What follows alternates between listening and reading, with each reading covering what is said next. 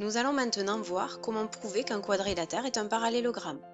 Premier cas, si un quadrilatère a les côtés opposés parallèles, alors ce quadrilatère est un parallélogramme. Donc si on a un quadrilatère, quelconque forcément, avec des côtés opposés parallèles, alors on va obtenir un parallélogramme. Donc le parallélogramme avec le côté AB qui est parallèle au côté CD et le côté AD qui est parallèle au côté BC.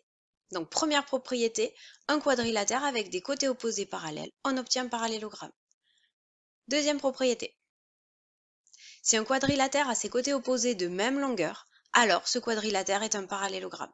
Donc on repart toujours d'un quadrilatère quelconque et maintenant on ajoute les côtés opposés de même longueur. Donc si on a cette propriété, alors on obtient un parallélogramme. Donc si j'ai un quadrilatère et que AB est égal à CD et que AD est égal à BC, alors j'obtiens un parallélogramme. Ensuite, si un quadrilatère cette fois-ci a deux côtés opposés parallèles et de même longueur, alors ce quadrilatère est un parallélogramme. On parle bien à chaque fois des deux mêmes. Donc par exemple, si AB est égal à CD, donc il faut que ça soit ces deux côtés-là, donc ils sont de même longueur, il faut que ces deux côtés-là soient parallèles.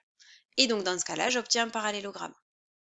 Donc si j'ai un quadrilatère et que les deux côtés opposés sont parallèles et de même longueur, on obtient un parallélogramme. Donc là, on le voit bien ici, si j'ai AB qui est parallèle à CD, et il faut que ça soit ces mêmes côtés qui soient aussi de même longueur pour obtenir un parallélogramme. Ensuite, si un quadrilatère a les diagonales qui se coupent en leur milieu, alors ce quadrilatère est un parallélogramme. Donc si j'ai un quadrilatère O, l'intersection des diagonales, et il se trouve que O est aussi le milieu des deux diagonales, alors on obtient un parallélogramme. Donc diagonales qui se coupent en leur milieu avec un quadrilatère, on obtient un parallélogramme. Et dernière propriété, si un quadrilatère a les angles opposés de même mesure, alors ce quadrilatère est un parallélogramme. Donc là, les angles opposés sont bien de même mesure, d'accord? Les deux angles opposés sont bien de même mesure, j'obtiens un parallélogramme. Donc quadrilatère plus angle opposé de même mesure, et on obtient le parallélogramme avec les codages ici.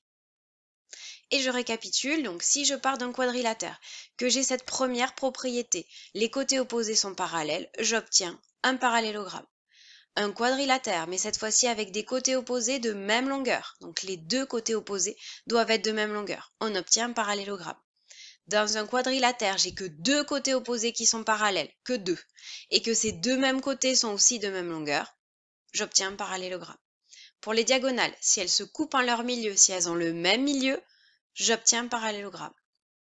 Et pour terminer, les angles, si les angles opposés sont de même mesure, alors j'obtiens un parallélogramme. Donc ces 5 propriétés vont me permettre d'obtenir un parallélogramme.